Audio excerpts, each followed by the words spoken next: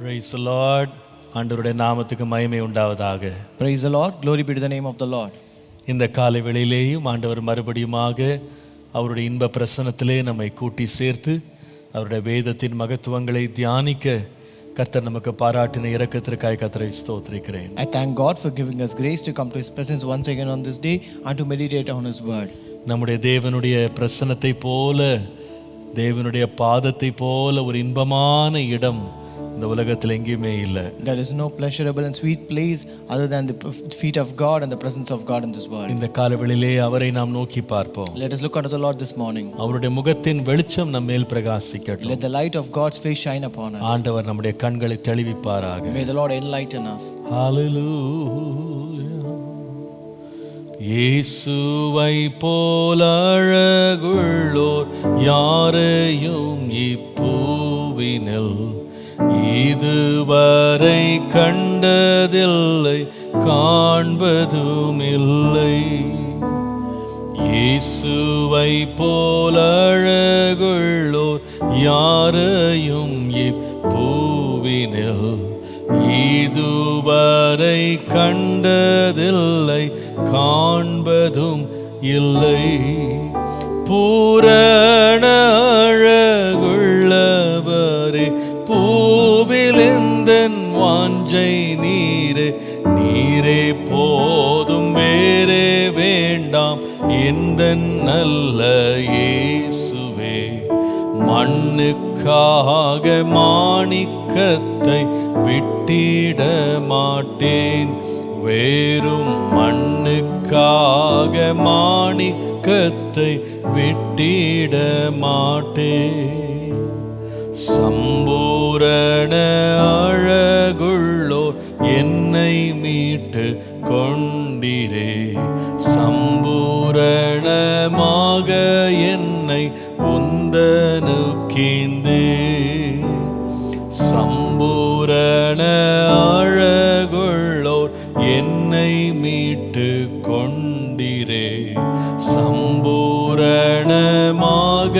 என்னை உந்தனுக்கீந்தே. பூரண அழகுள்ளவரே, பூவிலெந்தன் வாழ்க்கையதில் நீரே போதும் வேறே வேண்டாம் எந்த நல்ல இயேசுவே. மண்ணுக்காக மாணிக்கத்தை விட்டிட மாட்டேன், வேறும் மண்ணுக்காக மாணிக்கத்தை விட்டிட மாட்டேன். பூரண அழகுள்ளவரே, பூவிலெந்தன் வாழ்க்கையதில் நீரே போதும் வேறே வேண்டாம் இந்த நல்ல இயேசுவே. மண்ணுக்காக மாணிக்கத்தை விட்டிட மாட்டேன், வேறும் மண்ணுக்காக மாணிக்கத்தை விட்டிட மாட்டேன். ஆமாப்பா, நீர்தான் பூரண அழகுள்ளவர். Yes, Lord, you are perfect, beautiful, Lord. நீர்தான் எங்களை விட்டு எடுபடாத நல்ல பங்கு. Lord, you are the best part that cannot be taken from us. நீர்தான் எங்கள் மாணிக்கம். Lord, you are our rubies, Lord. ஆண்டவரே, உம்முடைய அன்பிலே, உம்முடைய அழகிலே, ஆண்டவரே, உம்முடைய மகிமையிலே நாங்கள் மூழ்கி இருக்க கிருபை தார். Give us grace to be drowned in your glory and your love, Lord. ஆண்டவரே, இன்றைக்கு உம்முடைய முகத்தின் பிரகாசம் எங்கள் மேல் வீசட்டும். Lord, let the light of your face shine upon us today, Lord. இன்றைக்கு உம்முடைய சத்தியத்தை எங்களுக்கு வெளிப்படுத்தும். Reveal your truth today, Father. ஆண்டவரே, உம்முடைய ஞானத்தினால் எங்களை நிரப்பும். Fill us with your wisdom, Lord. உம்முடைய நாமத்தை மகிமைப்படுத்தும். Glorify your name. இயேசுவின் நாமத்தில் பிதாவே. In Jesus' name we pray. Amen, amen. Praise the Lord. கர்த்தர் நல்லவர், கர்த்தர் பெரியவர். God is good and God is great. இந்த நாளிலே நாம் தொடர்ந்து நம்முடைய நீதிமொழிகள் தியானத்தை நாம் தியானிக்கலாம். Let us continue our devotion from the book of Proverbs again. ஆண்டவருடைய அளவற்ற கிருபையினாலே 180 நாட்கள்ல நீதிமொழிகளை நாம் தியானிப்பதற்கு கர்த்தர் நமக்கு கிருபை கொடுத்து கொண்டு வந்திருக்கிறார். By the grace of God, God is abundantly giving us grace to meditate 180 devotions from the book of Proverbs. இன்றைக்கும் நாம் 76வது நாளுக்குள் நாம் வந்திருக்கிறோம். So today we have entered 76th day. இன்றைக்கும் கர்த்தர் நமக்கு வேண்டிய கிருபையை தயவாய் கட்டளையிடுவாராக. May the Lord grant the grace that is required for the day. நீதிமொழிகளின் புஸ்தகம் 3ஆம் அதிகாரம் தயவு செய்து 13 முதல் 15 வசனங்களை நாம் வாசிக்கலாம். Let us read Proverbs chapter 3 verses 13 to 15. நீதிமொழிகள் 3:13 முதல் 15. Proverbs 3:13 to 15. ஞானத்தை கண்டடைகிற மனுஷனும் புத்தியை சம்பாதிக்கிற மனுஷனும் பாக்கியவான்கள். Happy is the man who finds wisdom and the man who gains understanding. அதன் வர்த்தகம் வெள்ளி வர்த்தகத்திலும் அதன் ஆதாயம் பசும் பொன்னிலும் உத்தமமானது. For her proceeds are better than the profits of silver and her gain than fine gold. முத்துக்களை பார்க்கிலும் அது விலையேற பெற்றது, நீ இச்சித்தது ஒன்றும் அதற்கு நிகரல்ல. She is more precious than rubies and all the things you may desire cannot compare with her. கர்த்தருடைய பரிசுத்த நாமத்திற்கு மகிமை உண்டாவதா. Glory be to the holy name of God. ஆண்டவருடைய அளவற்ற கிருபையினாலே இந்த நீதிமொழிகள் தியானத்தை நாம துவங்கினதிலிருந்து ஞானத்தின் மேன்மையை குறித்து நாம் பல முறை நாம தியானித்து விட்டோம். So by the grace of God, right from the time we started this devotion on Proverbs, we have meditated about the greatness of wisdom many times. இந்த வசனத்தை நான் வாசித்த உடனே என் மனதிலே தோன்றினது, ஞானத்தை பற்றி நிறைய பேசிட்டோம், இந்த பகுதியை நம்ம ஸ்கிப் பண்ணிடலாம் அப்படின்னு தான் நான் நினைத்தேன். When I read the scripture passage, I thought we have already spoken much about his wisdom, so that we can skip this scripture portion. இதுல என்ன இருக்க போது, திரும்ப திரும்ப அதே படிக்கிறதுல என்ன இருக்குன்னு யோசித்தேன். What can we find new when we read the same thing again and again? ஆனால் ஆவியானவர் என்னை நேற்றையிலிருந்து விடவே இல்லை. அந்த பகுதியை திரும்ப திரும்ப எத்தனை முறை வாசித்தேன்னு தெரியல, பல முறை வாசிக்கவும் பல மணி நேரங்கள் அதில் தியானத்துக்குள்ள போகவும் கர்த்தர் கிருபை கொடுத்தார். But the Holy Spirit never let me go away from this passage. He made me to meditate and read these verses again and again. I don't know how many times I read this verse. எத்தனை மணி நேரம் இதுல நான் தியானத்துல இருந்து எனக்கே தெரியல. I don't know how many hours I spent in this devotion. நேற்றுக்கு இரவு 11 மணி வரைக்கும் என்னால் இதனுடைய விளக்கத்தை என்னால் கண்டுபிடிக்கவே முடியல. Until 11 p.m. yesterday, I am not able to get the understanding or explanation of this verse. சரி, இதற்கு விளக்கம் இல்லை, நம்ம இதை விட்டுட்டு வேற பேசேஜுக்கு போயிடலாம் அப்படின்னு சொல்லி நான் தூங்குவதற்கு கண்களை மூடினேன். அப்போ ஆண்டவர் எனக்கு இதுல உள்ள சத்தியங்களை எனக்கு வெளிப்படுத்தி கொடுத்தார். So I thought there is nothing here to be found new, so that we can skip this passage, and so I was about to go to sleep.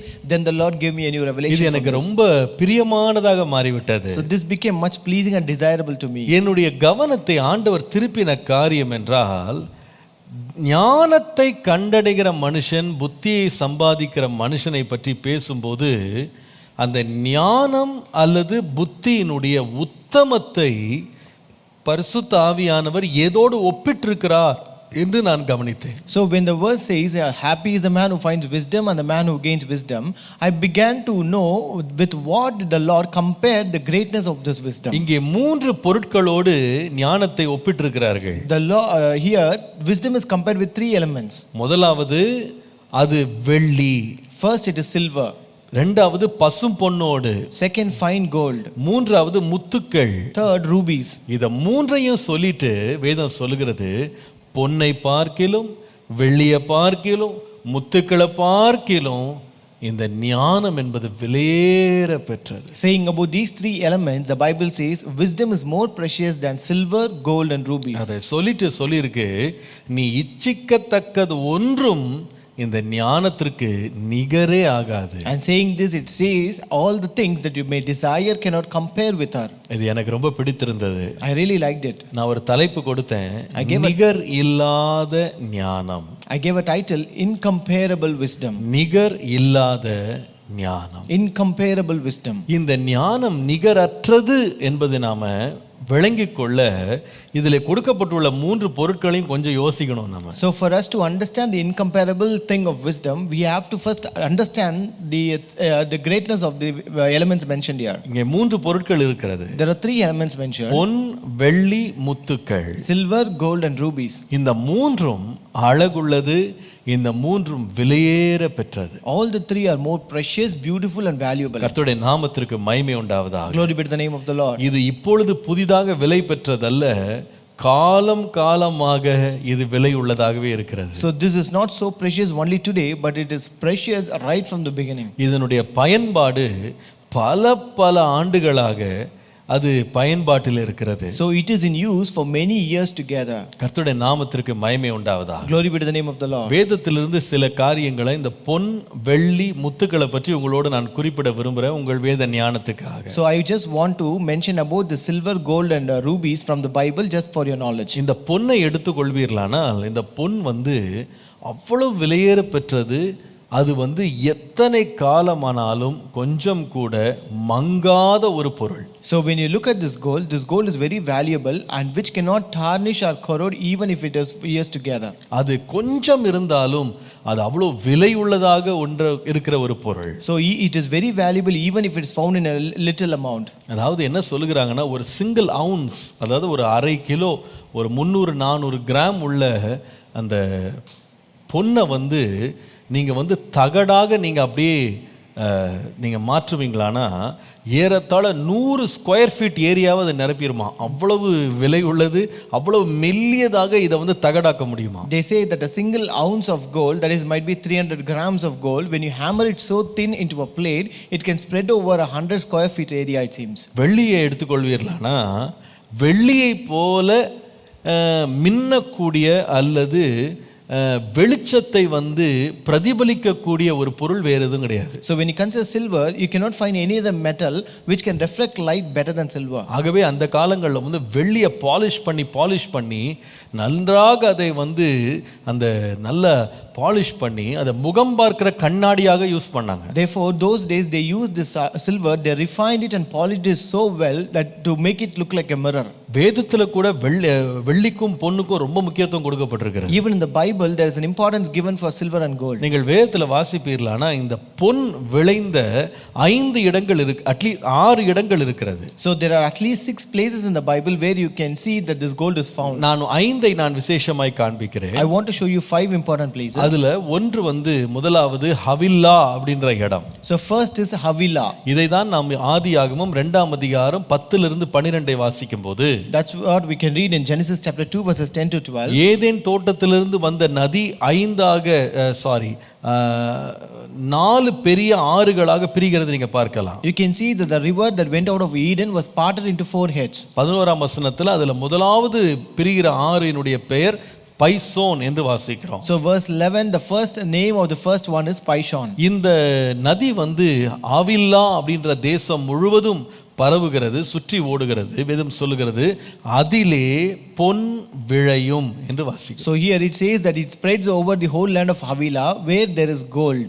ஆதியாகமம் 2ஆம் அதிகாரம் 10ஆம் வசனத்துல 11ஆம் வசனத்துல இத வாசிக்கலாம். You can read this in Genesis chapter 2 verses 10 and 11. இரண்டாவது வேதத்துல பொன் விளைகிற இடம் என்று சொல்லப்படுகிறது ஓப்பீர் என்கிற இடம். The second place where gold can be found is Ophir.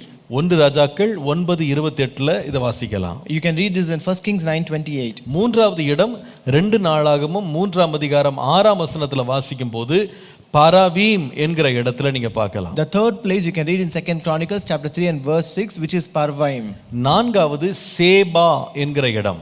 The fourth one is Sheba. இதை நீங்கள் 1 ராஜாக்கள் 10:10 வாசிக்கலாம். You can read this is 1 Kings chapter 10 and verse 10. ஐந்தாவது இடம் Tarshish. Fifth place is Tarshish. அது 2 நாளாகமம் 9ஆம் அதிகாரம் 21ஆம் வசனத்துல வாசிக்கலாம். This you can read in 2 Chronicles 9:21. ஆறாவது இடம் உப்பாஸ் என்கிற இடம். And sixth place is Uppas. இதை எரேமியா 10ஆம் அதிகாரம் 9ஆம் வசனத்துல வாசிக்கலாம். This you can read in Jeremiah chapter 10 and verse 9. ஆகவே கிட்டத்தட்ட 6 இடங்கள்ல பொன் விளைவதாக வேதமே நமக்கு சொல்லுகிறது. So therefore the Bible mentions that there are 6 places where gold is found. அந்த காலங்கள்ல இந்த பொன் போன்ற விலையேற பெற்ற பொருட்களை தாலந்து என்கிற அளவீடினால் அளந்தார்கள். So in those days this gold was valued by weight using a unit of measure known as talent. இதை நீங்கள் புதிய ஏற்பாட்டில் கூட படிக்கலாம். This you can read even in New Testament. நமக்கு ரொம்ப பிரபலமான ஒரு ஓமானம் இயேசு பேசினது வந்து 5 தாலந்து 2 தாலந்து 1 தாலந்து. There's a popular parable which Jesus spoke was the parable of talent, about the 5 talents, 2 talents and 1 talent. நிறைய பேர் இதை தப்பா எப்படி விளங்கிக்கிறாங்கன்னா, எனக்கு இருக்கிற தாலந்து, எனக்கு இருக்கிற கிருபை, எனக்கு இருக்கிற வரம்னு நினைச்சுக்கிறாங்க. So many people mistake or misunderstand it as it's my own talent, my gifts or my talents which the Lord has. அந்த தாலந்து பத்தி அது பேசல. It does not mention about that talent. அது பொன்னை நிறைத்து கொடுக்கிற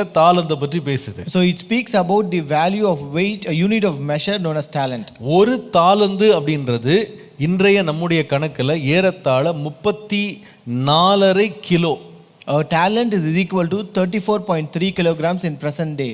இன்றைக்குள்ள அளவுல பாத்தீங்கன்னா 34.3 கிலோகிராம் தங்கத்தை ஒரு தாலந்து என்று அளவீடு செய்தார்கள். So they weighed a talent as about 34.3 kilograms. அதாவது இன்றைக்குள்ள விலையில ஒரு கிலோ தங்கம் வந்து நீங்கள் வந்து எடுத்துக்கொள்வீர்களானால் அதனுடைய விலை மதிப்பு பார்த்தீங்கன்னா கிட்டத்தட்ட 1,64,000 ரூபாய் போகுதுன்னு நினைக்கிறேன். So if you assume, I'm not wrong. If you assume today's value of this gold, it is talent is actually worth around 1,64,000. Maybe I think it is more. 1 gram நினைக்கிறேன். இன்னைக்கு 4,800. I am not very sure. 1 gram அப்படி எடுத்துக்கொண்டா நான் நினைக்கிறேன் இது எவ்வளோ விலை போயிடும். So if 1 gram is around 4,800, it will go in more numbers. கர்த்தருடைய நாமத்திற்கு மகிமை உண்டாவதா. Glory be to the name of the Lord. பைபிள்ல வந்து இந்த பொன் அப்படின்ற வார்த்தை வந்து ஏறத்தாழ 417 முறை பயன்படுத்தப்பட்டிருக்கிறது. In the Bible, this gold is mentioned around 417 times. வெள்ளியை 320 முறை வேதம் வந்து குறிப்பிடுகிறது. And also Bible mentions silver 320 times. பணம் அப்படின்ற வார்த்தையை வந்து 140 முறை பயன்படுத்தி இருக்கிறது. The word money is used 140 times. இதுல விசேஷம் என்னன்னா இன்னைக்கு நம்ம பயன்படுத்துற பேப்பர் துண்டுல நம்ம யூஸ் பண்ற கரன்சி இருக்கு பாருங்க, இது ஒரு முறை கூட பைபிள்ல இல்ல. The most special is that this paper currency that we use today is not even mentioned once in the Bible. வேதத்தின்படி நீங்கள் பார்ப்பீங்கன்னா வேத காலத்துல ஒருவருக்கு பணம் இருக்கிறது அப்படின்னு சொன்னாலே ஒன்று அவங்ககிட்ட பொன் காசு அல்லது வெள்ளி காசு அதை வச்சு தான் பணத்தையே அவங்க வந்து கணக்கிட்டாங்க. So in the Bible times, this if a person says that he has money, it is actually asserted or valued through gold and silver. நீங்கள் வெள்ளி எடுத்துக்கிட்டீங்கன்னா அது கொஞ்சம் விலை கொஞ்சம் குறைந்தது பொன்னோடு கம்பேர் பண்ணும்போது. அதை அனுதினமாக அவங்க வாங்க வேண்டிய சில பொருட்களுக்கு வெள்ளியை பயன்படுத்தினாங்க. So when you look at the silver, that was little precious or little less valuable than gold, and therefore they used that for day to day purchases. வேத காலத்துல பாத்தீங்கன்னா வெள்ளி நாணயத்துக்கும் பொன் நாணயத்துக்கும் வித்தியாசம் என்னன்னா ஏறத்தாழ வெள்ளி ஒரு நாணயத்தை விட 20 மடங்கு விலை உள்ளது ஒரு பொன் நாணயம். So in the Bible times, the difference between gold and silver is that the value of gold is 20 times greater than silver. அதாவது சமீபத்துல கூட அமெரிக்காவில் வந்து அவங்க பொருளாதாரத்தினுடைய அடிப்படையாக அவங்க வெள்ளியையும் பொன்னையும் வைத்திருந்த பொழுது, so recently when even in United States when they operated on the gold standard as gold and silver as the monetary role, அவங்க வெள்ளிக்கு வந்து ஒரு அவுன்ஸுக்கு $1 என்று விலை வைத்தால் ஒரு அவுன்ஸ் கோல்டுக்கு வந்து அவங்க வந்து $20 என்று வைத்திருந்தாங்க. So they set 1 ounce of silver. If they set 1 ounce for silver, then they set $20 for gold. கர்த்தருடைய நாமத்துக்கு மகிமை உண்டாவதாக. Glory be to the name of the Lord. இந்த கோல்டு, இந்த தங்கத்தினுடைய விலை மதிப்பு வந்து அதனுடைய பணவர்த்தனை வந்து யூத கலாச்சாரத்திலே மாத்திரமல்ல உலகம் முழுவதும் அதை பயன்படுத்தினார்கள். So this gold and silver were used as money not only in Jewish culture but throughout all the cultures in the world. நீங்கள் பார்ப்பீர்களானால் இன்றைக்கு வரைக்கும் இந்த வெள்ளியையும் பொன்னையும் மனிதனுடைய பெரிய சம்பத்தாக சொத்தாக விலையேற பெற்ற ஒரு பொருளாக இன்றைக்கு வரைக்கும் பார்க்கிறார்கள். So even today this gold and silver are considered to be a great asset and wealth of man. நீங்கள் பாருங்க, சமீப காலம் வரைக்கும் ஒரு நாட்டினுடைய பொருளாதாரத்தின் அடிப்படையை தங்கத்தின் அடிப்படையில் வைத்தாங்க. So even the economy of a country was based upon this gold during until the recent times. ஆனால் சமீபத்தில் தான் தங்கம் தான் ஒரு நாட்டினுடைய பொருளாதாரத்தின் அடிப்படை என்கிற அந்த கணக்கை மாற்றினதுனால பார்த்தீங்கன்னா எங்க பார்த்தீங்கன்னாலும் எல்லா இடத்துலையும் பொருளாதார சரிவுகள், பொருளாதார பிரச்சனைகள் வருகிறது நீங்க பார்க்கலாம். But recently when they removed this gold and silver from its monetary role and this all the banks, and you can see that there was a great economic imbalances everywhere in this world. கர்த்தருடைய நாமத்திற்கு மகிமை உண்டாவதாக. Glory be to the name of the Lord. இந்த பொன் என்பது தேவனுடைய பார்வையிலே கூட ரொம்ப விசேஷமான காரியங்களுக்காக பயன்படுத்தப்பட்டது. So this gold was also used for special things in the sight of God. உதாரணமாக சொல்ல வேண்டுமானால், For example to say, வனாந்தரத்திலே கட்டப்பட்ட ஆசரிப்பு கூடாரம் இருக்கு பாருங்க, அந்த ஆசரிப்பு கூடாரத்திலே பொன் அதிகமாக பயன்படுத்தப்பட்டது. if you look at the tabernacle that was made in the wilderness, gold was used much in that. Eastern Bible dictionary என்று சொல்லுகிற ஒரு டிக்ஷனரியில் படித்தால் அதில் ஏறத்தாழ 1000 கிலோ தங்கமும் ஏறத்தாழ 3440 கிலோ வெள்ளியும் இந்த மொபைல் டென்ட்டுக்கு ஆண்டவர் பயன்படுத்த வைத்திருக்கிறார். So when you read Eastern Bible Dictionary, it says that there are 1000 kgs of gold and 3440 kgs of silver that was used for constructing or making this tabernacle, which was a temporary tent. கர்த்தருடைய நாமத்துக்கு மகிமை உண்டாவதாக. Glory be to the name of the Lord. பிந்தின காலங்களில் Solomon கட்டின தேவாலயம் என்று வரும்பொழுது ஏறத்தாழ 3000 டன் கோல்ட் பயன்படுத்தி இருக்கிறாங்க. Later when we come to Solomon's temple, there were around 3000 tons of gold that was used to make the temple. உங்களுக்கு தெரியும், தாவீது ராஜா சொல்லும் பொழுது ஏறத்தாழ 1,00,000 தாலந்து தங்கத்தை அவன் ஒதுக்கி வைத்தான், சேர்த்து வைத்தான். அது ஏறத்தாழ 3400 டன் கோல்டு அவன் தனியா கர்த்தருடைய ஆலயத்துக்கு பிரித்து வைத்திருக்கிறான். So when you read, you can know that King David set aside 100,000 talents, that is 3400 tons of gold for this temple.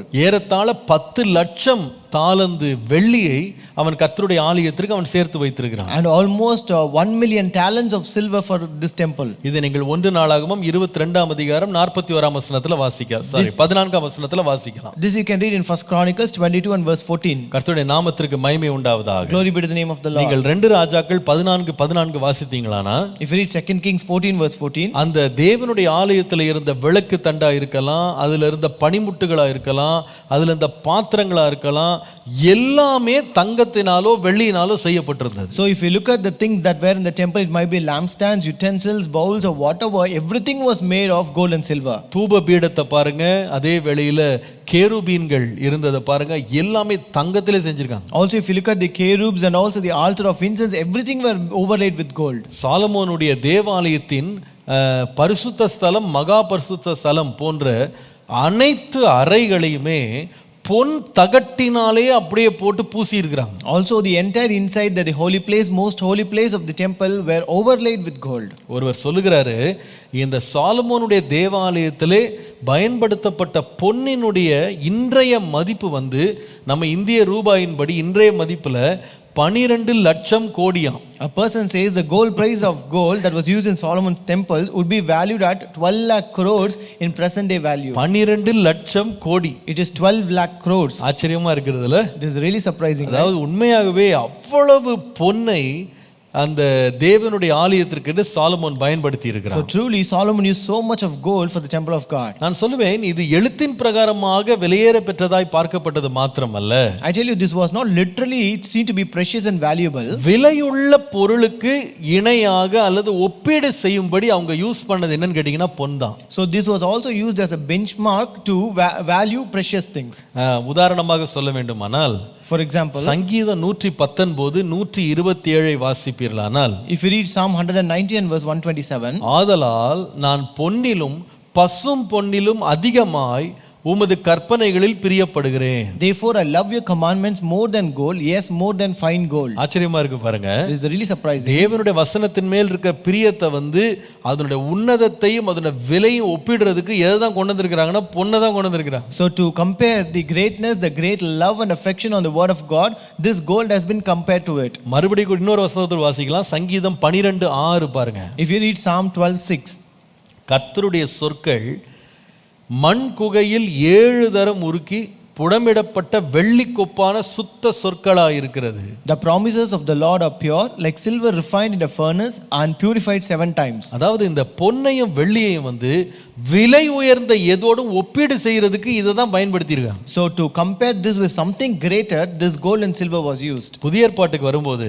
if you come to New Testament, 1 கொரிந்தியர் 3ஆம் அதிகாரம் 12 இருந்து 13 வசனங்களை வாசித்தால், if you read 1 Corinthians chapter 3 verses 12 and 13, அப்போஸ்தலனாகிய பவுல் எழுதும் பொழுது, when Apostle Paul writes here, ஒருவன் அந்த அஸ்திபாரத்தின் மேல் பொன் வெள்ளி விலையேறப்பெற்ற கல் மரம் புல் வைக்கோல் ஆகிய இவைகளை கட்டினால் அவனுடைய வேலைப்பாடு வெளியாகும், நாளானது அதை விளங்க பண்ணும், ஏனெனில் அது அக்கினியினாலே வெளிப்படுத்தப்படும், அவனவனுடைய வேலைப்பாடு எத்தன்மை உள்ளதென்று அக்கினியானது பரிசோதிக்கும். Now if any man build upon this foundation gold, silver, precious stones, wood, hay, stubble, every man's work shall be made manifest, for the day shall declare it, because it shall be revealed by fire, and the fire shall try every man's work of what sort it is. கர்த்தருடைய நாமத்திற்கு மகிமை உண்டாவதாக. Glory be to the name of the Lord. சுருக்கமா சொல்ல வேண்டுமானா, To say in short, அப்போஸ்தலனாகிய பவுல் என்ன சொன்னார்னா, மற்ற எல்லாமே அக்கினி பட்டா அழிஞ்சு போயிடும், இந்த பொன் வெள்ளி மாத்திரம் நிலைச்சிருக்கும்ன்றாரு. So in short, Paul says that when something is given to fire, everything will be harmed, but only this precious things like gold and silver will not be harmed now. இன்னும் சொல்ல போனா, எவ்வளவு அதிகமாக அக்கினியை பொன்னுக்கும் வெள்ளிக்கும் நம்ம காட்டுறோமோ அவ்வளவு அதிகமா சுத்தமும் ஆயிடும் அது. So to say more, the more you try by fire, it becomes more refined and pure. கர்த்தருடைய நாமத்துக்கு மகிமை உண்டாவதாக. Glory be to the name of the Lord. இதுக்கு அடுத்தது இன்னொன்று ஒன்று அங்க இந்த நீதிமொழிகளை வாசிக்கிறோம். பொன் வெள்ளி மாத்திரம் இல்ல, அங்க விலையேற பெற்ற கற்களை பற்றி வாசிக்கிறோம். So in this Proverbs, you not only read about this gold and silver, there's one more precious stone that is mentioned. அதுல பேர் முத்துக்கள்னு பார்க்கிறோம். That we read as ruby. ஆங்கிலத்துல ரூபின்னு வருது. இந்த ரூபி என்பது தெளிவாக எந்த கல்லை சொல்லுகிறார்கள் என்று வேத பண்டிதர்களால கணிக்க முடியல. So the scholars of the Bible could not correctly identify what was that precious ruby which is mentioned here. யாத்ராகமம் 28ஆம் அதிகாரம் 17ஆம் வசனத்துல அந்த ஆரோனுடைய அவனுடைய மார்பின் மேல் இருந்த மார்பகம் சொல்றோம் பாருங்க, பிரஸ்ட் பிளேட், அந்த மார்பகத்தில் பயன்படுத்தப்பட்ட கற்களில 12 கற்கள்ல ஒன்று இந்த முத்து என்று சொல்லுகிறார்கள். ரூபி என்ற கல். So Exodus 28:17 says that this ruby was one of the stones that was used in high priest, that is Aaron's breastplate. அதே போல நீதிமொழிகள் 31:10லேயும் அந்த குணசாலியான ஸ்திரீயினுடைய விலை முத்துக்களை பார்க்கலும் உயர்ந்ததுன்னு படிக்கிறோம். Also in Proverbs 31:10 we read the price of virtuous woman is said to be far above rubies. கர்த்தருடைய நாமத்துக்கு மகிமை உண்டாவதாக. Glory be to the name of the Lord. இதை அநேக வேத பண்டிதர்கள் சஃபயரோடு ஒப்பிடுகிறார்கள், which is the red stone.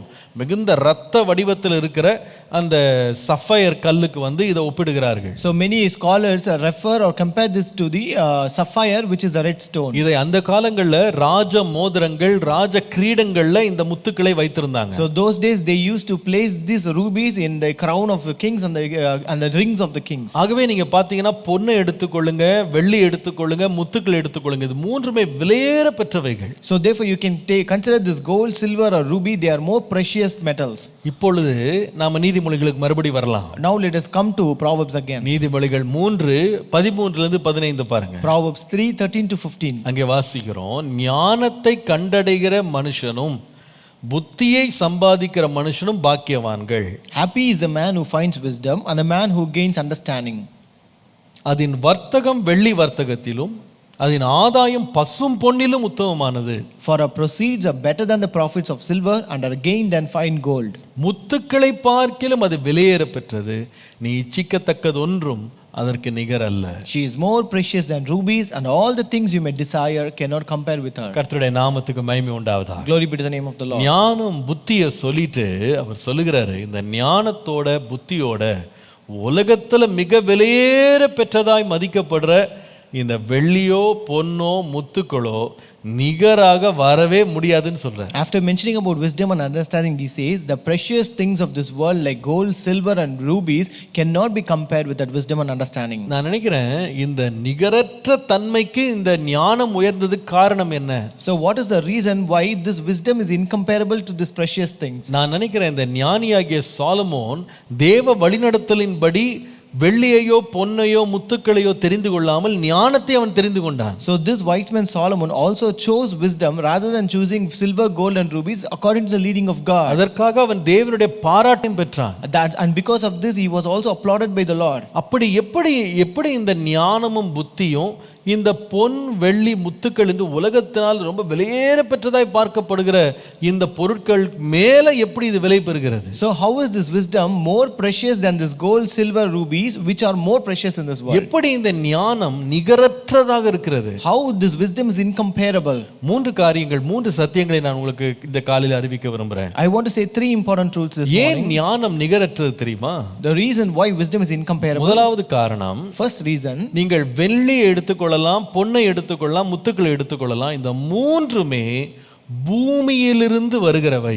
So you can consider this gold, silver and rubies, all these three come out of the earth. ஆனால் ஞானமோ பரத்திலிருந்து வருகிறது. but wisdom comes from above. Hallelujah. Hallelujah. ஏன் இது நிகரற்ற பொருள்? Why it is incomparable? இவை மூன்றுமே பூமியிலிருந்து வருகிறது, ஞானமோ பரத்திலிருந்து வருகிறது. These three come out of the earth, but wisdom comes from above. நீதிமொழிகள் 2ஆம் அதிகாரம் 6ஆம் வசனம். Proverbs 2:6. கர்த்தர் ஞானத்தை தருகிறார், அவர் வாயினின்று அறிவும் புத்தியும் வரும். For the Lord gives wisdom, out of his mouth comes knowledge and understanding.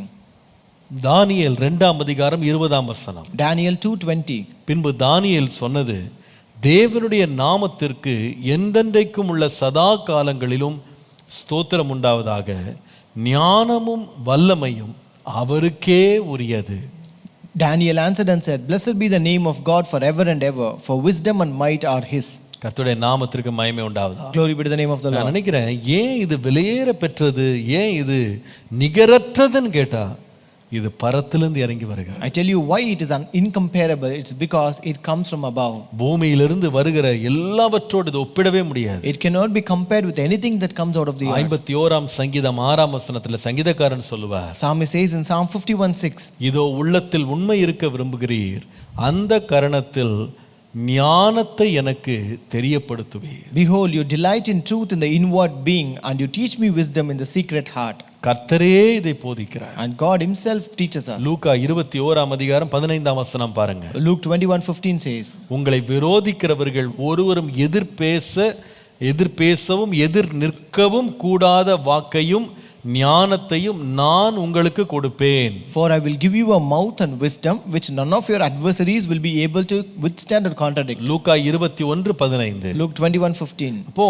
இந்த மாதிரி ஞானத்தை மனுஷனோ உலகமோ கொடுக்கவே முடியாது, கர்த்தரே கொடுக்கிறார். So such kind of wisdom cannot be given by this world or human being, only God can give it. இதைதான் அப்போஸ்தலனாகிய பவுல் தீமோத்தேயுக்கு எழுதும்போது, So this is what when Apostle Paul writes to Timothy, 2 தீமோத்தேயு 2:7 பாருங்க. 2 Timothy 2:7. நான் சொல்லுகிறவைகளை சிந்தித்துக்கொள், கர்த்தர் எல்லா காரியத்திலும் உனக்கு புத்தியை தந்தருளுவார். Think over what I say, for the Lord will give you understanding in everything. கர்த்தர் புத்தியை தந்தருளுவார். The Lord will give you understanding. பிரியமானவர்களே, My dear ones, ஏன் இந்த பொன் வெள்ளி முத்துக்கள் என்று உலகம் பாவிக்கிற விலையேற பெற்ற இவைகளுக்கு மேலாக ஞானம் ஒப்பற்றதா இருக்கிறது என்றால், இவைகளெல்லாம் பூமியிலிருந்து வந்தது, ஞானமோ பரத்திலிருந்து வருகிறது. why wisdom is incomparable to the precious thing of this world, gold, silver and rubies, is because these three come out of the earth, but wisdom comes from above. ஏன் ஞானம் விலையேற பெற்றது தெரியுமா? Why wisdom is so precious? ஏன் அதை ஒப்பிடவே முடியாது தெரியுமா? Why it is incomparable? இந்த பூமியிலிருந்து வருகிற பொன் வெள்ளி முத்துக்கள் எல்லாம் ஒரு நாள் பூமியோடு அழிந்து போயிடும். So this gold, silver and rubies that come out of the earth will perish one day. ஆனால் அழியாத சொத்து என்னன்னு கேட்டீங்கன்னா ஞானம். But wisdom is something which cannot perish. Hallelujah. Hallelujah. ஒரு நாள் இது யாராலும் மதிக்கப்படாததாய் போயிடும். One day they will not be respected or honored by anybody. ஆனால் ஞானம் உள்ளவன் தன்னை ரட்சித்துக் கொள்ளத்தக்கதாக இது விலையேற பெற்றதாக இருக்கும். But a wise man, but wisdom becomes precious that a wise man can save himself. கர்த்தருடைய நாமத்துக்கு மகிமை உண்டாகும். Glory be to the name of the Lord. ஏன் இந்த ஞானம் ஏன் விலையேற பெற்றதாகவும் ஒப்பிடத்தக்கதாகவும் ஒப்பிட முடியாததாகவும் ஏன் மாறுகிறது? Why this wisdom becomes incomparable? இரண்டாவது ஒரு காரணம் இருக்கிறது. The second reason. பொன் வெள்ளி முத்துக்கள் இவைகளாய் அனைத்தும் பார்த்தீங்கன்னா, அது ஒரு சில உயர்ந்த அல்லது செல்வந்தர்கள் கையிலே மட்டும்தான் அது இருக்கும். When you look at this gold, silver and rubies, they are with only a privileged few. ஆனால் ஞானமோ தேவன் யாவருக்கும் கொடுக்கிறார். But wisdom is for everyone. நீங்கள் யாக்கோபு மன்னித்துக் கொள்ளுங்க 1ஆம் அதிகாரம் 5ஆம் வசனம் வாசித்தால், If you read James chapter 1 verse 5, அங்கே வாசிக்கிறோம், உங்களில் ஒருவன் ஞானத்தில் குறைவுள்ளவனாய் இருந்தால் யாவருக்கும் சம்பூர்ணமாய் கொடுக்கிறவரும் ஒருவரையும் கடிந்து கொள்ளாதவரும் ஆகிய தேவனிடத்தில் கேட்க கடவன், அப்பொழுது அவனுக்கு கொடுக்கப்படும். If any of you lacks wisdom, you should ask God, who gives generously to all without finding fault, and it shall be given to you. பாருங்க, இந்த ஞானத்தை கர்த்தர் எல்லாருக்கும் கொடுக்கிறார். The Lord gives wisdom to everyone. ஆனா இந்த பொன் வெள்ளி முத்துக்கள்லாம் எல்லார் கையிலும் இருக்காது. But this gold, silver and rubies cannot be found with everyone. என்னை கேட்டுக்கொண்டிருக்கிற நிறைய பேர் பார்த்தீங்கன்னா, உங்க வீட்டில் இதுல ஒரு கிராம் கூட உங்ககிட்ட இருக்காது. So many people who listen to me, you may not even have 1 gram of these metals in your house. ஆனால் தேவனோ தம்மிடத்துல கேட்கிற யாவருக்கும் ஞானத்தை தருகிறார். But the Lord gives wisdom to everyone who asks him. பாருங்க, இந்த வெள்ளி பொன் முத்துக்கள் எல்லாமே ஒரு சில விசேஷ மனிதர்கள்ட்ட தான் இருக்கும். These gold, silver and rubies will be with only a privileged few members. அது விசேஷமா சொன்னா ராஜாக்கள் கரங்கள்ல தான் அது ரொம்ப அதிகமாக புழக்கத்துல இருந்தது. And especially you can find them with kings. அதனால தான் உபாகமம் 17:17 வாசிக்கும் போது, That's why when you read Deuteronomy 17:17, ராஜாக்களை குறித்து ஆண்டவர் எச்சரிக்கை சொல்லும் பொழுது, when the Lord warns about this king, அவன் இருதயம் பின்வாங்கி போகாதபடி அவன் அநேக ஸ்திரீகளை படைக்க வேண்டாம், வெள்ளியையும் பொன்னும் தனக்கு மிகுதியாய் பெருக பண்ணவும் வேண்டாம் என்று சொல்லியிருக்கு. the Lord says, and he shall not acquire many wives for himself, lest his heart turn away, nor shall he acquire for himself excessive silver and gold. நீங்கள் இதை சாலமோனுடைய வாழ்க்கையில நீங்க பார்க்கலாம். This you can notice in the life of Solomon. எப்படி அவன் திரளான பொன்னை அவன் தனக்காக சேர்த்துக்கிட்டான்னு சொல்லி. Like how he gained or stored up excessive gold and silver for himself. 1 ராஜாக்கள் 10:14 வாசித்தீங்களானா, if you read 1 Kings chapter 10 verse 14, அதுல வாசிக்கிறோம், சாலமோனுக்கு வியாபாரிகளாலும் சுகந்த திரவிய வர்த்தகராலும் அரபு தேசத்து சகல ராஜாக்களாலும் மாகாணங்களின் அதிபதிகளாலும் வந்த பொன்னை அல்லாமல் ஒவ்வொரு வருஷத்தில் அவனுக்கு வந்த பொன் 666 தாலந்து நிறையாக இருந்ததாம். So now the weight of gold that came to Solomon in 1 year was 606 talents of gold. Besides that he had of the merchantman and of the traffic of the spice merchants and of all the kings of Arabia and of the governors of the country. கர்த்தருடைய நாமத்துக்கு மகிமை உண்டாவதாக. Glory be to the name of the Lord. அப்போ அவ்வளவு பொன் அவன் கையில வந்திருக்கு. So he had so much of gold in his hand. நீங்கள் 2 நாளாகமம் 9ஆம் அதிகாரம் 9ஆம் வசனத்தை வாசித்தால், if you read 2 Chronicles 9 and verse 9, அங்கே சேபா ராஜஸ்திரீ இந்த சாலமோன் ராஜாவை சந்திக்க வந்தபோது, here when Queen of Sheba came to meet Solomon, அவள் சாலமோன் ராஜாவுக்கு 120 தாலந்து பொன்னை அவள் கொடுத்தார் என்று சொல்லி வாசிக்கிறோம். we read that she gave the king 120 talents of gold. நீங்கள் அதே போல 1 ராஜாக்கள் 10ஆம் அதிகாரம் 21ஆம் வசனத்தை வாசிக்கும் போது, again if you read 1 Kings chapter 10 and verse 21, அங்கே வாசிக்கிறோம், எவ்வளவு பொன் சாலமோன்கிட்ட இருந்ததுன்னு கேட்டீங்கன்னா, you know how much gold did Solomon have? வேதம் சொல்லுகிறது, ராஜாவாகிய சாலமோனுக்கு இருந்த பான பாத்திரங்கள் எல்லாம் பொன்னும் லீபனோன் வனம் என்கிற மாளிகையின் பனிமுட்டுகள் எல்லாம் பசும் பொன்னுமா இருந்தது, ஒன்றும் வெள்ளியினால் செய்யப்படவில்லை. சாலமோனின் நாட்களில் வெள்ளி ஒரு பொருட்டாய் எண்ணப்படவில்லை. All King Solomon's drinking vessels were of gold, and all the vessels of the house of the forest of Lebanon were of pure gold. None were of silver. Silver was not considered as anything in the days of Solomon. அப்போ Solomon காலத்துல Solomon அரண்மனையில அவன் use பண்ண அத்தனை பாத்திரமும் gold. So therefore every vessel that Solomon used in his palace were made of gold. ஆனா என்னதான் அவன் கோல்டு யூஸ் பண்ணாலும் அவனுக்கு இருந்த ஆயிரக்கணக்கான லட்சக்கணக்கான குடிமக்கள்கிட்ட ஒருத்தர் கூட இந்த மாதிரி பொன் பாத்திரம் இருந்திருக்குமா தெரியல. So no matter how much gold he might be having, but I don't know whether any of his people in his nation would have this kind of gold. Solomon அதை சம்பாரிச்சுக்கிட்டாரு. Solomon gained it for himself. ஆனால் மக்கள் யார்ட்டையுமே கிடையாது. But people never had anything. நினைத்தா கூட வாங்க முடியாது. They can't even acquire if they want. நம்முடைய தேவன் யார் தெரியுமா? But who is our God? இந்த ஞானம் ஏன் விலையேறப்பட்டதுன்னு சொன்னா, why is this wisdom incomparable? இது ஏதோ சாலமோனை போல ஒரு சில மனிதர்களுக்கு மாத்திரம் கர்த்தர் கொடுக்கிறாருன்னு சொல்ல முடியாது. So it's not that the Lord gives only to certain privileged people like Solomon. தம்மிடத்துல கேட்கிற எல்லாருக்கும் ஆண்டவர் தாராளமாய் கொடுக்கிறார். The Lord gives generously to everyone who asks. அதனால தான் இந்த பொன்னை பார்க்கலும் வெள்ளியை பார்க்கலும் முத்துக்களை பார்க்கலும் ஞானம் விலையேறப்பெற்றது. That's why this wisdom is incomparable and precious to gold, silver and rubies. விலையை ஒப்பிடவே முடியாது. You cannot compare its value. கர்த்தருடைய நாமத்திற்கு மகிமை உண்டாவதாக. Glory be to the name of the Lord. இன்றைக்கு கூட நாம ஆண்டவர்ட்ட கேட்கும்போது தருகிறார். Even today if we ask God, God is giving us. தேவன் நம்மை தானியேலை போல 10 மடங்கு சமர்த்தர்களாக மாற்ற வல்லவர். The Lord is able to make us 10 times better like Daniel. நீங்க பொன்னை தேடுறத பார்க்கலும் வெள்ளியை தேடுறத பார்க்கலும் முத்துக்களை தேடுறத பார்க்கலும் ஆண்டவர்ட்ட ஞானத்தை கேளுங்க. You ask for wisdom from the Lord rather than seeking silver, gold and rubies. இது ரொம்ப ஆச்சரியமா இருக்கு. This is really surprising. Solomon ஆண்டவர்ட்ட ஞானத்தை கேட்டானா. Solomon asked wisdom from the Lord. அப்ப ஆண்டவர் சொல்லுகிறார், நீ உனக்கென்று நீ பொன்னெல்லாம் நீ கேட்காம நீ ஞானத்தை கேட்டதுனால நான் ஞானத்தை உனக்கு கொடுத்துருவேன். உனக்கு முன்னும் உனக்கு பின்னும் உன்னை போல ஞானி இருக்க மாட்டான். ஆனா நீ கேளாத ஐஸ்வர்யத்தை நான் உனக்கு தருகிறேன். So since the Lord says, since you did not ask for gold but asked for wisdom, I will give you the wisdom which you asked for, so that you cannot find a king who is so wise before you or after you, but I also add on the gold which you have not even asked. நீ கேளாத ஐஸ்வர்யத்தை தருகிறேன். I will give you the riches which you did not ask for. அப்பனா அர்த்தம் என்ன தெரியுமா? So what does it mean? ஞானம் தான் விலையேற பெற்றது. Wisdom is precious. இதெல்லாம் free. All others are free. சில வேளையில பார்த்தீங்கன்னா ஏதாவது ஒரு பொருள் வாங்கினா இதை வாங்கினா இந்த பிஸ்கெட் ஃப்ரீ, இந்த சோப்பு ஃப்ரீன்னு கொடுப்பாங்க பாருங்க. அந்த மாதிரி ஆண்டவர் பார்வையில் ஃப்ரீயாக கொடுக்கறதுல என்னன்னா பொன்.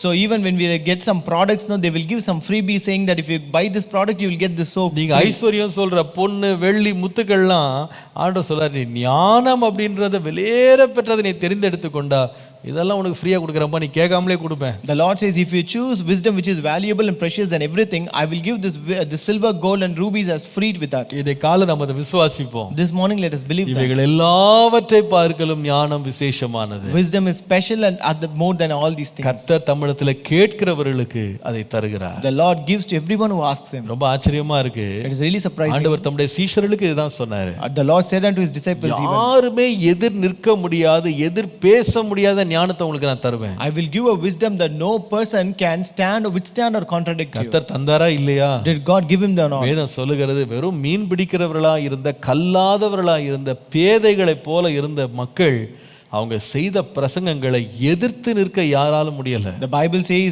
the people who were fishermen, who were not educated, who were just timid, but the preachings that they did, no people can withstand or contradict it. அவருடைய பிரசங்கங்கள் மூலமாக உலகம் முழுவதும் கலங்கினது. And the entire world was shaken because of their sermons. இன்றைக்கு வரைக்கும் பாருங்க, அவர்களுடைய நிருபங்கள், அவருடைய வார்த்தைகள் சபையை கட்டி கொண்டிருக்கிறது. Even today their words and their words are the one which is actually building up the church. அவருடைய சுவிசேஷங்கள் உலகமெங்கும் பரவி இருக்கிறது. Their gospels is spread over an entire world. எப்படி இது நடந்தது? How did this happen? இந்த ஞானம் எங்கிருந்து வந்தது? Where did they get this wisdom? பரத்திலிருந்து வந்த ஞானம். It came from above. அடிக்கடி நான் யோசிப்பேன், I used to think very often. மீன் பிடித்து கொண்டிருந்த யோவான் எழுதின புஸ்தகத்தை இன்றைக்கு அதை வைத்து PhD எழுதுறாங்க. So people actually write PhD using that the book of John, which was written by John, who was a fisherman. எப்படி இந்த ஞானம் இந்த மீன் பிடிக்கிற குடும்பத்தில் உள்ளவனுக்கு வந்தது? How did this person from a fisherman family get this wisdom? அவங்க போயிட்டு அந்த அலங்கார வாசல்ல போய் பேதுரும் யோவானும் சொல்றாங்க,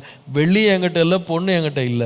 So Peter and John went to that beautiful gate and said, we don't have silver or gold. அதை விட விலையேற பெற்ற தேவனுடைய வல்லமை, அதை விட விலையேற பெற்ற தேவனுடைய ஞானம் அவர்களுக்கு இருந்தது. But they had the power of God and the wisdom of God, which is more precious than that. உண்மையான சொத்து, சம்பத்து, செல்வம் ஒரு தேவனுடைய பிள்ளைக்கு வெள்ளியும் பொண்ணும் கிடையாது. நான் சொல்லுவேன், தேவன் அருளும் ஞானம். A true asset, wealth and possession of a child of God is not silver and gold, but it is the wisdom of God. கர்த்தருடைய நாமத்துக்கு மகிமை உண்டாவதா. Glory be to the name of the Lord. அதனால தான் வேதம் சொல்லுகிறது, இது எல்லாவற்றை பார்க்கலாம் விலையேற பெற்றது. That's why the Bible says this is more precious than any other thing. கடைசியாக ஏன் இந்த வெள்ளி, பொன், முத்துக்களை பார்க்கிலும் ஞானம் ரொம்ப விலையேற பெற்றது தெரியுமா? The third reason why wisdom is incomparable and precious to gold, silver and rubies. நீங்கள் மத்தேயு 6ஆம் அதிகாரம் 19 முதல் 20 வசனங்களை வாசித்தால், If you read Matthew 6 verses 19 and 20, இயேசு சொன்னார், பூமியிலே உங்களுக்கு பொக்கிஷங்களை சேர்த்து வைக்க வேண்டாம், இங்கே பூச்சியும் துருவும் அவைகளை கெடுக்கும், இங்கே திருடனும் கண்ணமிட்டு திருடுவார்கள். Jesus says, do not lay up for yourselves treasures on earth, where moth and rust destroy and where thieves break in and steal. உண்மையா இல்லையா இது? Is it true or not? இந்த உலகத்துல நீங்க என்ன பொன்ன வெள்ளிய நீங்க முத்துக்களை நீங்க சேர்த்து சவதரித்தாலும் இவைகள் எல்லாவற்றையும் திருடுறதுக்குன்னு ஒரு கும்பல் இருக்கு. So no matter how much gold, silver and rubies you gather and store up in this world, there is a group to steal it. நீங்க என்னதான் பாதுகாப்பா கொண்டு பேங்க்ல வச்சாலும் பேங்கை கொள்ள அடிச்சிடுறாங்க. No matter how much safely you keep it in a bank, they will also rob the bank. என்ன கவச வாகனங்கள்ல போனாலும் கவச வாகனத்தையே அவனுங்க எடுத்துட்டு போயிடுறாங்க. No matter how much security vans you may use, they will also take and rob away from that. நான் சொல்லுவேன், இந்த உலகத்தில் உள்ள பொன்னோ வெள்ளியோ முத்தையோ எந்த மனுஷனாலும் கரெக்டா பாதுகாக்கவே முடியாது. So I tell you, the silver, gold or rubies of this world cannot be protected by any person. அவைகள் ஒரு நாள் விற்கப்படும். They will be sold one day. அவைகள் ஒரு நாள் வாங்கப்படும். They will be bought one day. அவைகளை வந்து இன்னொரு ஒன்றாக மாற்று பொருளாக பயன்படுத்துவாங்க. They will be exchanged with other things. அது மாத்திரமல்ல, ஒருவேளை திருடி கூட போயிடுவாங்க. And they can even be robbed. ஆனா ஒண்ணு நான் சொல்லுவேன், But I tell you, ஞானத்தை மாத்திரம் ஒருவனும் யார்கிட்ட இருந்து திருடவே முடியாது. no person can rob or steal wisdom from anybody. கர்த்தருடைய நாமத்துக்கு மகிமை உண்டாவதாக. Glory be to the name of the Lord. அடிக்கடி நான் யோசிப்பேன், I used to think very often. 2 ராஜாக்கள் 24:13 வாசித்தா, If you read 2 Kings 24:13, இவ்வளவு வெள்ளியையும் பொன்னையும் சேர்த்து வைத்த இந்த நேபுகாத்நேச்சாருடைய எல்லா பொருட்கள் இருக்கு பாருங்க. when you look at all the utensils that this Nebuchadnezzar, where he stored up all the gold and silver, இல்ல, Solomon Raja, which was gathered by Solomon, அவன் வந்து தேவனுடைய ஆலயத்தை பொன் தகட்டினாலே அவன் பூசி எல்லாம் பொன் பாத்திரங்களால் செய்து வைத்திருந்தான். So he had all his vessels and the bowls and the utensils made of gold and overlaid with gold the entire house. ஆனா நீங்க 2 ராஜாக்கள் 24:13 வாசிக்கும் போது, If you read 2 Kings 24:13, அங்கே இருந்து கர்த்தருடைய ஆலயத்தின் சகல பொக்கிஷங்களையும் ராஜாவுடைய அரண்மனையின் பொக்கிஷங்களையும் எடுத்துக்கொண்டு இஸ்ரவேலின் ராஜாவாகிய சாலமோன் கர்த்தருடைய ஆலயத்தில் உண்டாக்கியிருந்த பொன் பனிமுட்டுகளை எல்லாம் கர்த்தர் சொல்லி இருந்தபடியே நேபுகாத்நேச்சார் உடைத்து போட்டு எடுத்துட்டு போயிட்டான். and as the Lord had declared, Nebuchadnezzar removed the treasures from the temple of the Lord and from the royal palace and cut up the gold articles that Solomon king of Israel had made for the temple of the Lord. அது மாத்திரம் இல்ல, And not only that, நீங்கள் தானியேல் எழுதின புஸ்தகம் 5ஆம் அதிகாரம் 2ஆம் வசனத்தை வாசித்தால், if you read Daniel chapter 5 and verse 2, இந்த நேபுகாத்நேச்சாருடைய மகனாகிய பெல்சாஷார் இருக்கான் பாருங்க.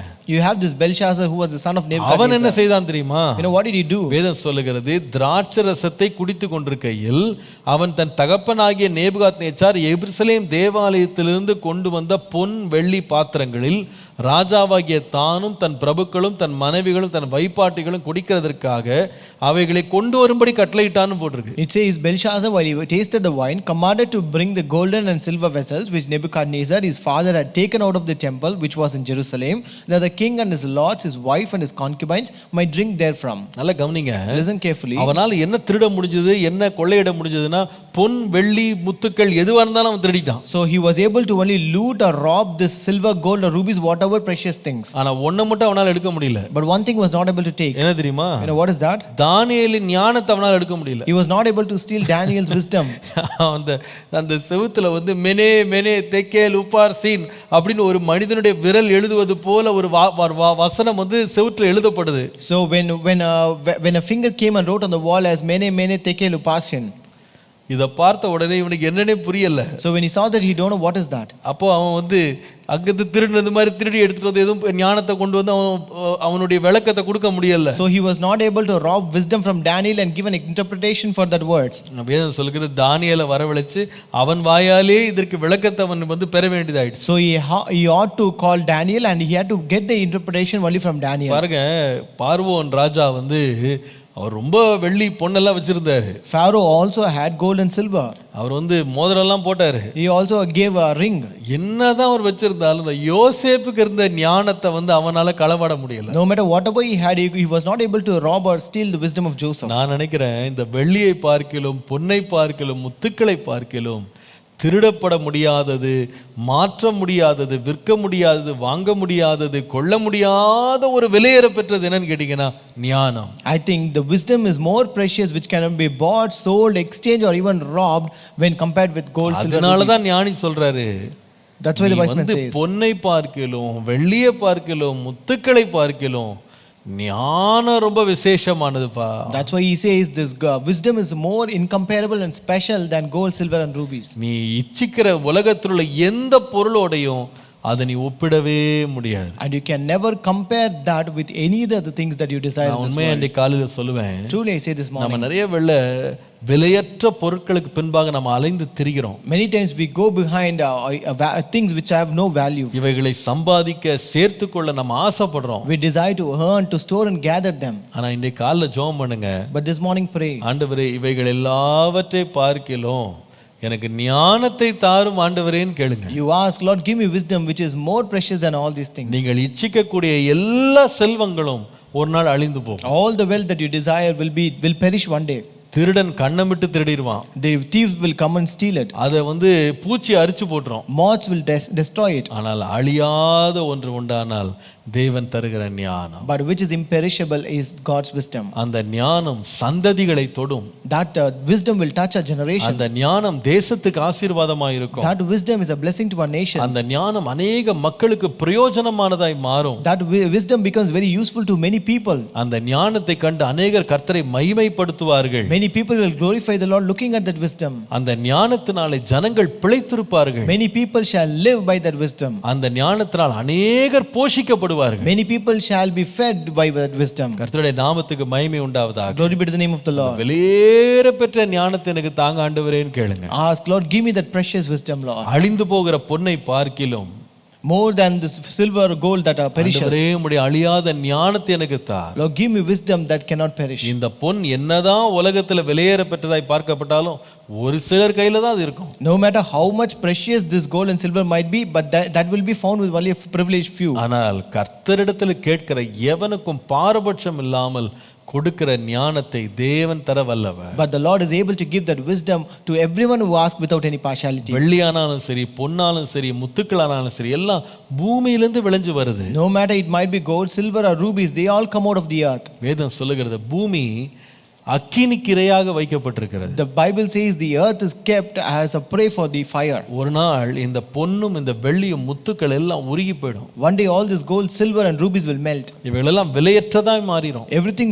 becomes invaluable. இவைகள் ஒருவனை காக்க முடியாமல் போயிடும். It cannot save any person. ஆனால் இவைகள் நடுவுல பரத்திலிருந்து இறங்கி வந்த ஞானம் இருக்கு பாருங்க, அது ஒரு மனுஷனை வாழ வைக்கும். But amidst all this wisdom which comes from above, that will make a person to live. வேதம் சொல்லுகிறது நாம பூமிக்குரியவைகள் அல்ல, நாம பரலோகத்துக்குரியவைகளை நாம தேட வேண்டியவர். The Bible says, do not seek things of this world, but seek things of the நம்முடைய heaven. சிந்தனைகளை உயர்ந்த இடங்கள்ல வைக்கணும்னு வேதம் சொல்லுகிறது. The Bible says we have to keep our thoughts in higher places. கர்த்தருடைய நாமத்திற்கு மகிமை உண்டாவதாக. Glory be to the name of the Lord. பூமிக்குரியவைகளை சிந்தித்து நாம் எல்லாவற்றையும் இழந்து போகாதபடி பரத்திலிருந்து வருகிற ஞானத்தின் மேல் நம்ம சிந்தனையை வைத்து தேவ கிருபை இன்னும் பெருக பண்ண கர்த்தர் கிருபை தருவாரா. Let us set our minds and thoughts on the precious things that come from above, that is wisdom, and not on the earthly things which are perishable. ஆண்டவரே இந்த ஞானத்தின் ஆவி எனக்கு தாரும். Lord, give me that spirit of wisdom. அந்த உணர்வின் ஆவி எனக்கு தாரும். Lord, give that spirit of conviction. ஆண்டவரே அந்த ஆலோசனையின் ஆவி எனக்கு தாரும். Lord, give that spirit of counsel, Lord. அது இயேசுவிடத்தில் இருந்தது. That was with Jesus. Hallelujah. Hallelujah. அது இயேசுவிடத்தில் இருந்தது. That was with Jesus. இயேசு வந்து சொன்னாரு, என்கிட்ட ஒண்ணுமே இல்லை, நான் வந்து படுக்க கூட இடம் இல்லைன்னு தான் சொன்னாரு. Jesus said, I have nothing, I don't have in a place to lay my head. நரிக்கு குழி இருக்கு, ஆகாயத்து பறவைகள் கூடு இருக்கு, மனுஷகுமாரன் தலை சாய்க்க கூட இடம் இல்லை. Foxes have holes and fowls of the air have nests, but son of man have no place to lay his head. அவர்கிட்ட வந்து அதிக பணம் இல்ல. He did not have much money. அவருக்கு சொந்த படகு கிடையாது. He did not have his own boat. சொந்த வீடு கிடையாது. He didn't have his own house. எல்லாம் இரவல் தான். Everything was a rented one. எல்லாம் இரவல். Everything was rented. அவரிடத்துல அதிக பணம் கிடையாது. He did not have much money. பாருங்க, ஆனா பணமே இல்லாம இருந்தாலும் அவருடைய பேரும் புகழும் அவ்வளவு பரம்பி இருந்தது. Though he did not have money, his fame and his name was so popular and spread. வாயின் வார்த்தைகள் ஜீவனால் நிறைந்திருந்தது. The words of his mouth was filled with life. அந்த ஞானத்தை கண்டு எல்லாரும் ஆச்சரியப்பட்டாங்க. All the people are astonished at his wisdom. ஆனா மறுபுறத்துல பாருங்க, But on the other side, யூதாஸ் கையில பணம் இருந்தது. Judas had money in his hand. அவன் 30 வெள்ளிக்காசு எப்படியோ வாங்கிட்டான். He earned 30 silver coins somehow. ஆனா வாழ்க்கையின் முடிவை பாருங்க. But look at the end of his life. அந்த முடிவு மகிமையா இல்ல. His end was not glorious. அது சாட்சியா இல்ல. That was not a testimony. நான் அன்பாய் சொல்லுவேன், I tell you with love. நீங்கள் வெள்ளியையும் பொன்னையும் முத்துக்களை நீங்கள் தேடுவதை பார்க்கிலும் தேவ ஞானத்தை தேடுங்க. Seek the wisdom of God rather than seeking gold, silver and rubies. இயேசு கிறிஸ்துவுக்கு மேல இருந்த அந்த ஆவியானவர் நம்ம மேல இருக்கணும்னு வாஞ்சிங்க. Also desire that the spirit of the Lord who was on Jesus should also descend upon us. அந்த ஆவியானவர் எப்படிப்பட்டவர்? What kind of spirit is that? ஞானத்தின் ஆவி. That's the spirit of wisdom. ஆலோசனையின் ஆவி. That's the spirit of counsel. அந்த தெளிவின் ஆவி. A spirit of clarity. அதுதான் நமக்கு வேணும். That is what we need. ஆண்டவரே எனக்கு அந்த ஞானத்தை தா. Lord, give me that wisdom. என்னையும் விலையேற பெற்றவனாய் மாற்று. Lord, make me also a precious one. ஜெபம் பண்ணலாமா? Shall we pray? கர்த்தருடைய முகத்தை நோக்கி பார். Let us seek the face of the Lord. ஹல்லேலூயா. பரிசுத்த பிதாவே, உம்மை நாங்கள் வாழ்த்து. Our holy Father, we greet you, Father. இந்த உலகத்தில் உள்ள பொன், வெள்ளி, முத்துக்களை பார்க்கிலும் ஞானம் விரும்பத்தக்கது. Lord, wisdom is desirable than silver, gold, and rubies of this world. ஞானம் விலையேற பெற்றது. Lord, wisdom is precious. இந்த உலகத்துல ஒரு மனுஷன் இச்சிக்கக்கூடிய எல்லாவற்றை பார்க்கிலும் அது அருமையானது ஆண்டவரே. Lord, this wisdom is more pleasant and more precious than all the things a person can desire in this world. ஆண்டவரே, நாங்கள் இந்த காலை வேளையிலே இந்த ஞானத்தின் விலையேற பெற்ற தன்மையை தியானிக்க உதவி செய்தீர். Lord, this morning you helped us to meditate about the greatness of this wisdom, Lord. ஆண்டவரே, நீர் எங்களுக்கு கேட்கும் பொழுது ஞானத்தை தருகிறீர். Lord, you give us wisdom when we ask for, Lord. எல்லாருக்கும் ஞானத்தை தருகிறீர். You give wisdom to everyone. இந்த ஞானத்தை ஒருவனாலும் திருட முடியாதப்பா. Lord, no person can rob this wisdom, Lord. இந்த ஞானத்தை ஒருவனும் ஆண்டவரே களவாட முடியாது. Lord, no person can steal this wisdom. ஆண்டவரே, அது எங்களுக்குள்ளே நீர் வைக்கிறீர். Lord, that you set within us, Lord. கேட்கிறவனுக்கு கொடுக்கிறீர். That you give to the one who அதை asks. அநேகருக்கு ஆசீர்வாதமாக்குகிறீர். And you make us a blessing to many. ஆண்டவரே, அந்த ஞானத்தின் ஆவியினாலே எங்கள் ஒவ்வொருவரையும் நிரப்பும். Lord, fill each and every one of us by the spirit of wisdom. அதன் வாயிலாக நாங்கள் பிழைத்திருக்க, that we may live through that. ஆண்டவரே, எங்கள் சந்ததிகள் வாழ்ந்திருக்க, that our generations may survive. எங்கள் சமுதாயம் ஆசீர்வதிக்கப்பட, that our community may be blessed by உம்முடைய it. ராஜ்யம் கட்டப்பட, that your kingdom may be built. இன்னும் அதிக ஞானத்தை தார். Give us more wisdom, அந்த Lord. ஞானத்தை வாஞ்சிக்கிற ஒரு இருதயத்தை தார். Give us a heart to desire for that wisdom, ஆண்டவரே, Lord. எல்லாவற்றை பார்க்கலும் ஞானத்தை மேன்மையாய் கருத கிருபை தார். Above all, give us grace to consider wisdom to be greater than all. உம்முடைய நாமத்தை மகிமைப்படும். Glorify your name, Lord. இயேசுவின் நாமத்தில் பிதாவே. In Jesus' name we pray. Amen. Amen. Amen. Praise the Lord. Praise the கர்த்தர் நல்லவர். God is good. கர்த்தர் கிருபையாக நடத்தி கொண்டு வருகிற கிருபைகளுக்காய் கர்த்தரை ஸ்தோத்திரிக்கிறேன். I thank God for the grace that the Lord is leading us. 180 நாட்கள்ல வேதம் முழுவதையும் வாசித்து விடுகிற முயற்சியில நாம் எல்லாரும் ஈடுபட்டிருக்கிறோம். We are all taking part in this Bible reading in 180 days. இம்மட்டும் தேவன் கொடுத்த கிருபைக்காய் கர்த்தரை வாழ்த்துகிறேன். I thank God for the grace that the Lord has rendered so far. இந்த நாளிலேயும் நீங்கள் தொடர்ந்து உற்சாகமாக வேதத்தை வாசிக்க பிரியப்படுங்க. So even today you also desire to read the word of God. அந்த வாஞ்சையை கர்த்தர் நிறைவேற்றுவாராக. May the Lord fulfill your desire. இன்றைக்கு நாம் வாசிக்க வேண்டிய வேத பகுதி 99ஆம் சங்கீதம் முதல் 110ஆம் சங்கீதம் வரைக்கும். Today's scripture portion is from Psalm 99 to 110. கர்த்தர் தாமே வேண்டிய கிருபையை தந்து, ஞானத்தை தந்து, பலத்தை தந்து இந்த போர்ஷன்ஸ் எல்லாம் வாசித்து முடிக்க கர்த்தர் கிருபை தருவாராக. May the Lord give us grace, wisdom and strength to complete all the portions. நீங்கள் வாசிக்கிறது மாத்திரமல்ல, மற்றவர்களையும் வாசிக்க உற்சாகப்படுத்துங்க. It is not only you reading it but also encourage others to read. இந்த வெளியேற பெற்ற ஞானம் இந்த வேதத்திலிருந்து வெளிப்படும். So precious wisdom is revealed out of this word. கர்த்தர் தொடர்ந்து நம்மை ஆசீர்வதிப்பார், நம்மை வழி நடத்துவார். May the Lord bless us and lead us. Amen.